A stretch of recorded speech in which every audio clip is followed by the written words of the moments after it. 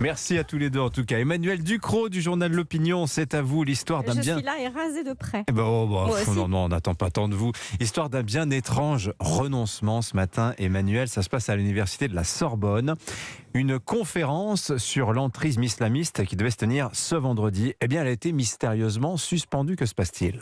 Cette conférence devait être donnée par une chercheuse et en anthropologie, Florence Bergeaud-Blackler. Elle devait parler de son dernier ouvrage qui est sorti en janvier, qui est intitulé Le frérisme et ses réseaux, l'enquête, un livre sur le mouvement islamiste des frères musulmans.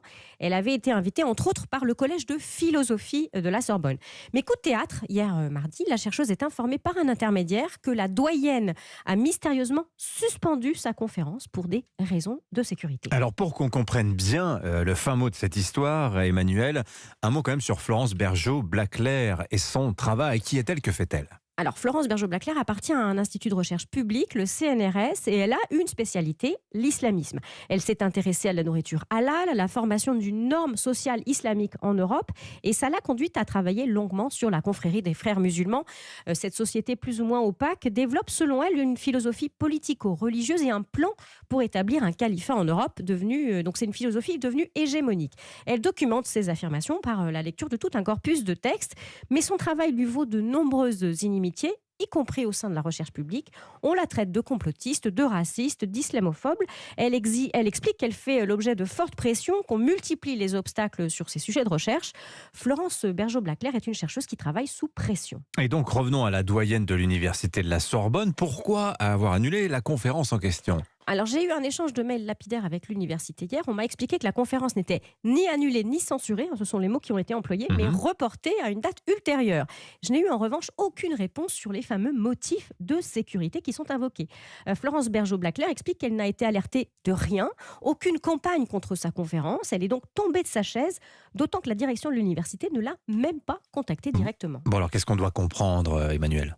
Bien, en l'absence de justification de l'université, on peut quand même formuler quelques réflexions. D'abord, il règne un tabou sur l'université française autour de l'islamisme. Pour Florence Bergeaud-Blackler, ça rend la recherche quasiment impossible sur ce sujet. Selon elle, le cadre imposé par les frères musulmans, qui consiste à assimiler toute étude, toute critique à de l'islamophobie, fonctionne à merveille au sein de la recherche française. Pas besoin de menaces, l'autocensure et l'ostracisation des chercheurs font le travail toute seule. Pour Florence Bergeaud-Blackler, depuis la décapitation de Samuel Paty, ceux qui résistaient encore ont tellement peur qu'ils ont renoncé. C'est vraiment une défaite intellectuelle pour l'université française, cette histoire. Hein. Ben oui, c'est terrible dans tous les cas. L'université sort dégradée de cette histoire. Soit il y a de vraies menaces et nous sommes dans la situation intolérable où l'institution a capitulé. Elle s'est soumise sous la menace, elle renonce à protéger chercheurs et étudiants. Ça donnerait raison à Florence Bergeaud-Blackler. Il y aurait bien une menace physique exercée par les frères musulmans et leur réseau. La liberté de recherche et d'expression, personne ne la garantit et personne ne fait face aux menaces. Soit il n'y a pas de réelle menace et l'université a simplement intégré la défaite intellectuelle de la raison face aux faits religieux. Les notions de blasphème, de liberté d'expression conditionnées au fait de ne pas choquer les croyants musulmans ont été intégrées sans discuter. Il y a donc des sujets auxquels on ne touche plus.